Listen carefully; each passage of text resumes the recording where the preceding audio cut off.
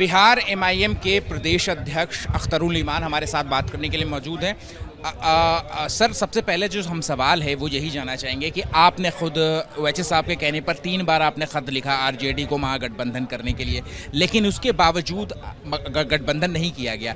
क्यों नहीं किया गया, क्या रही इसकी वजह? देखिए, बावजूद है कि हमारे 4 लोगों को राजद के लोगों ने उचक लिए, छीन लिए या ख़रीद लिए, उसके बावजूद भी हमने पेशकश की कि साहब आओ मिलकर काम करें और फ़िरक़ापरस्त ताकतों को रोकें। सांप्रदायिक शक्तियों को रोकने की ताकत बिहार में कोई एक सिंगल पार्टी ऐसी नहीं है जो अपने बलबूते पर रोक सके, इसलिए लाइक माइंडेड लोगों को एक होना चाहिए। तो उसके लिए हमने प्रस्ताव दिया कि सेकुलरिटों के बिखराव से रोकिए और कम्युनल फोर्सेस को शिकस्त दीजिए, लेकिन उनको कम्युनल फोर्सेस से उतनी दिक्कत नहीं है जितनी माइनॉरिटी लीडरशिप से उनको दिक्कत है। वो नहीं चाहते हैं कि माइनॉरिटी की लीडरशिप उभर कर सामने में आए।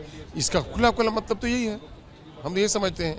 हमने खत दिया लालू जी के नाम से और जनाब तेजस्वी यादव साहब ने लाइल्मी का इजहार किया प्रेस के ज़रिए से, जबकि उस खत पर मुबाहिसा किया आप लोगों ने। और ये तो मैं समझता हूँ कि सियासी दरोगोई है कि सच्चाई को आप छुपा रहे हैं ढोल नगाड़े लेकर के। उसके बाद मैंने कहा जब किसी के आंखों में चीज़ें दिखती नहीं है तो उनके कानों तक बात सुना दो, तो इसलिए हम लोगों ने उसके कानों तक पैगाम पहुँचाया। तो सीमांचल प्लान क्या है इस बार एमआईएम का? सीमांचल और ओवैसी साहब का सीमांचल प्लान क्या है? पिछली बार आप लोगों ने 5 विधानसभा।